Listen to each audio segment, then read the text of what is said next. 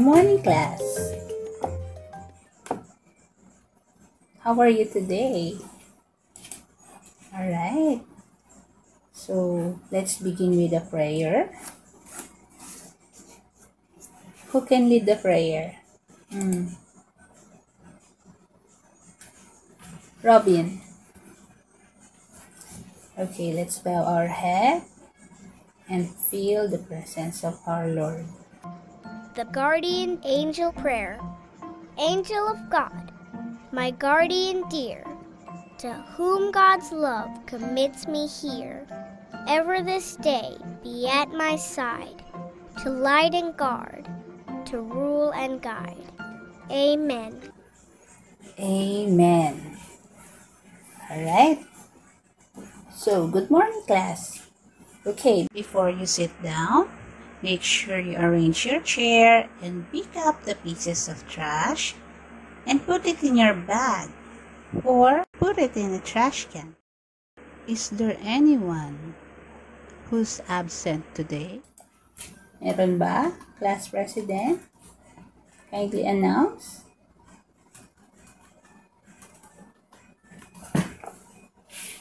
Okay, that's great. Walang absent. Tamang-tama yan, no? Para tayo ay mag-enjoy sa ating bagong lesson for today.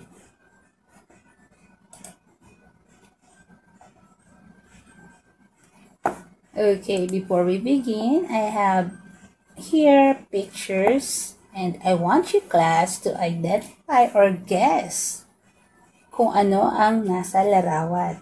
Handa na ba kayo? Handa na ba kayo? Okay, handa na sila. Okay, let's proceed. So, sa picture number 1, ayan. Oh, sino gusto sumagot nito? Dali. Meron ba? Meron bang gustong sumagot niyan? Meron? Alright. Angela. Ano? Tama. Balance. Very good. O, sino sa number 2 gusto sumagot? Oh, madali lang yun, ha? Pag-aralan na natin yan dati.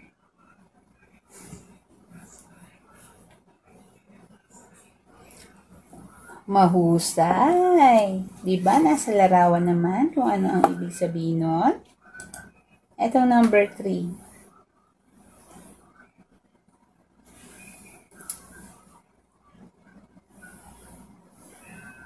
Okay, Marvin. Ang galing naman. Kung natatandaan niyo pa ang lesson na tinalakay natin noong nakaraang linggo.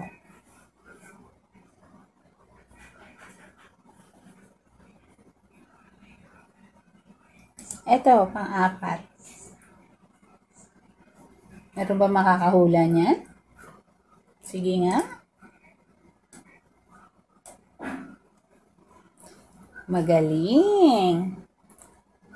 Oh, ito. Last na to, last. Para tayo tumuloy na sa susunod nating paksa. Ito. Dapat makuha niyo to, ah.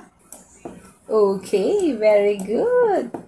Ang galing naman ng mga estudyante ko ngayon. Ano nga? Tama. Ito ay 3-dimensional object. Okay, magaling. Lahat nahulaan nyo, ha? Ano nga yung mga napag-aralan natin yung nakaraan? Bukod dito, paper mache. Tama. So, sino na dito ang nakagawa ng kanilang assignment? Na paper mache. Wow!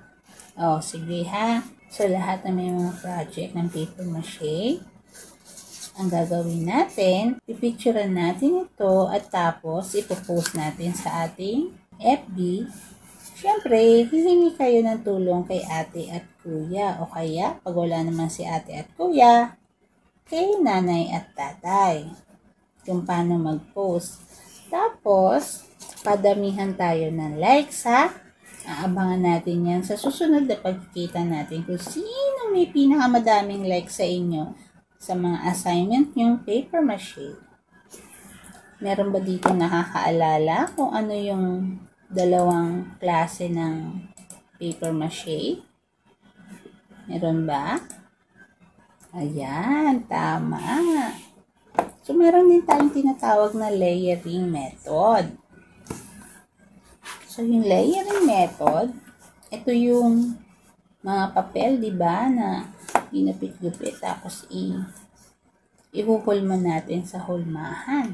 Siyempre, sa hulmahan talaga dapat ihuhulma, di ba? O, sa mga bagay na gusto nyong gayahin ang hugis. Magbigay nga kayo ng halimbawa. Pwede. Langgana, tabo, tasa. O kung ano yung ibig nyo. Pwede nga rin lobo eh. Tapos gagawa kayo ng parang bilog. Okay. Bago tayo magpatuloy, yan. Panoorin muna natin to ha. May papanood ako sa inyo. Roll BTR. Ayaw gumana ng mouse ng teacher. Sally is Emily.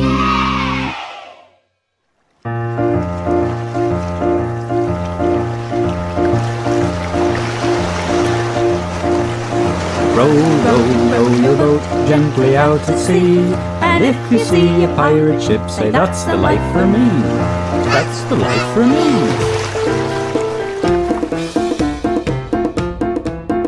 We'll be pinching all our Play-Doh as we go. Pinch, pinch. We'll be pinching all our Play-Doh as we go. Pinch, pinch. We'll be pinching all our Play-Doh. Pinching all our Play-Doh. We'll be pinching all our Play-Doh. Yo ho ho. Yo ho ho. We'll be rolling all our Play-Doh as we go. Roll, roll. We'll be rolling all our Play-Doh as we go. Roll, roll. We'll be rolling all our Play-Doh. Rolling all our Play-Doh. We'll be rolling all our Play-Doh. Yo ho ho. Yo ho ho. We'll be squeezing all our Play-Doh. Yo ho ho. Squeeze, squeeze. We'll be squeezing all our Play-Doh. Yo ho ho. Squeeze, squeeze. We'll be squeezing all our Play-Doh. Squeezing all our Play-Doh. We'll be squeezing all our Play-Doh. Yo ho ho. Yo ho ho. Row, row, row your boat gently out at sea. And if you see a hungry shark, don't forget to scream. Shiver me timbers, here they come!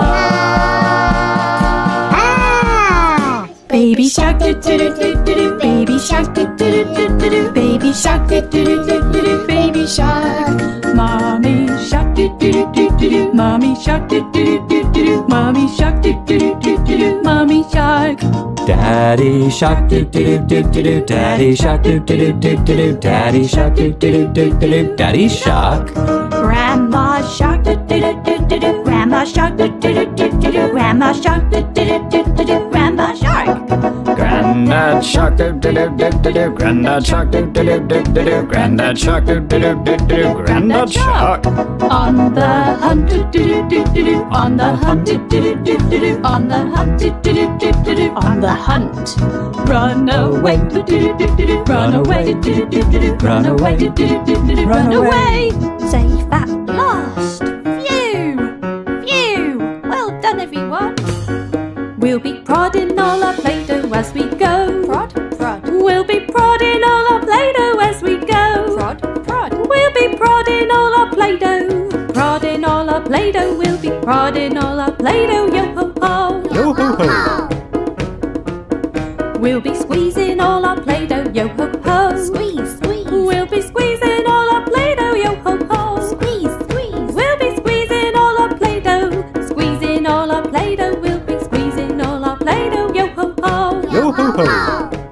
Okay, let's roll out a sausage and make a little rubber ring round your thumb. Show your friends. And you can jump in the water. See you soon. Bye. Please subscribe. Okay, there you have it, children. Alright mga bata, ano napansin nyo sa pinanood natin? Meron ba? Tama! Paano gamitin yung clay? Magaling! Oh, lahat ba nakapagdala? Diba nagsabi ko noong nakaraang linggo na kayo ay magdala ng clay at ng ibang materyales? Sino nakakaalala ng pinadala ni teacher? Meron ba? Natatandaan mo ba yung pinapadala ni teacher? Uy, mahusay! So, lahat meron ha? Lahat meron. Kailangan natin mag-enjoy dito dahil alam ko matutuwa naman kayo pag ito ang ginawa natin. Pero bago ang lahat, atin munang talakayin kung ano nga ba ang clay figures. Okay, let's proceed. So, ang ating pag-aaralan ngayong araw ay patungkol sa paggawa ng clay human figure. Meron ba kayong idea kung ano yon, mga bata? Okay. Ang clay human figure ay isang halimbawa ng 3D dimensional art. Ito ay isang sining na gawa mula sa malagkit na putik o luwad or natural clay. So, para masabing freestanding balance figure ang isang clay human figure, dapat ito ay nakakatayong mag-isa. Upang masigurado, ano nga pala gagawin para masigurado mo nakakatayo ang iyong project, clay human figure? Meron bang nakakaalam? Hindi sasabihin ko na sa inyo. Lagi niyong tandaan para siguradong makatayo ang iyong mga clay human figure. Lagi mong isaisip ang hugis, balanse, at proportion. So, ano nga ba ang hugis, mga bata? Oh, basahin nyo ha. Ang hugis ay ang anyo o forma ng isang bagay.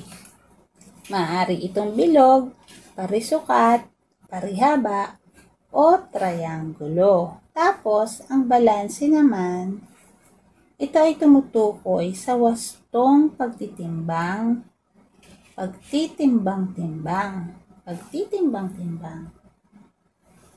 Nakakita na ba kayo ng timbangan?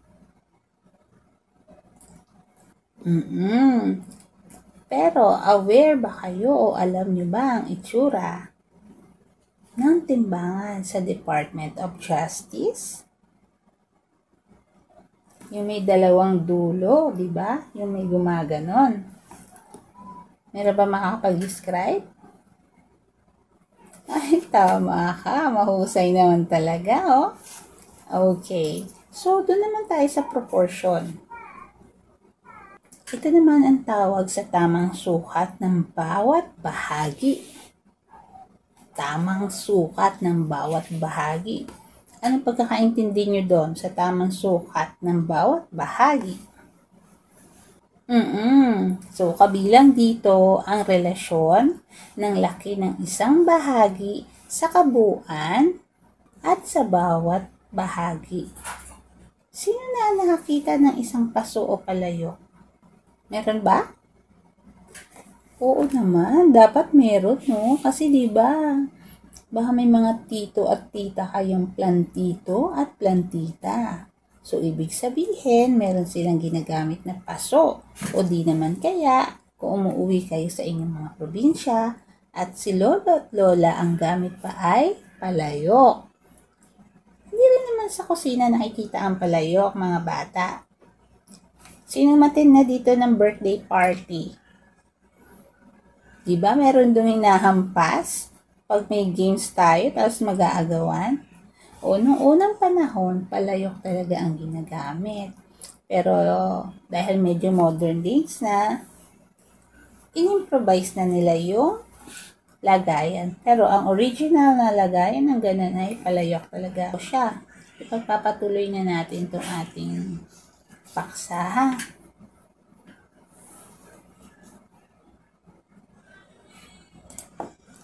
At para dyan,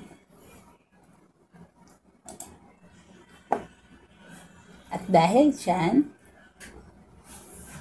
bubuo na tayo ng clay human figure. Panoorin nyo ito maigi ha.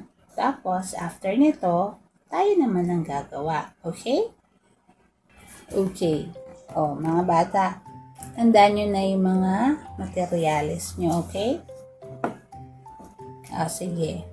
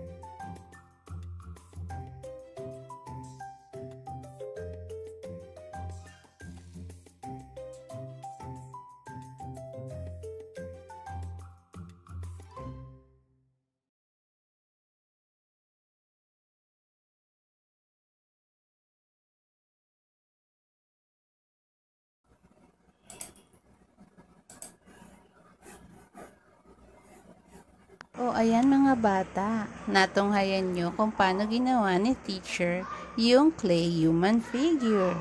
So, ano ang gagawin natin ngayon? Ihanda natin ang ating mga materyales. Ano-ano ang mga materials natin? Sige nga, ibigay mo nga. Sanji.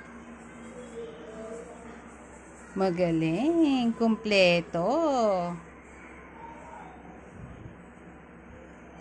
O siya, tayo muna yung mag-focus sa paggawa ng ating clay human figure. 2 hours later.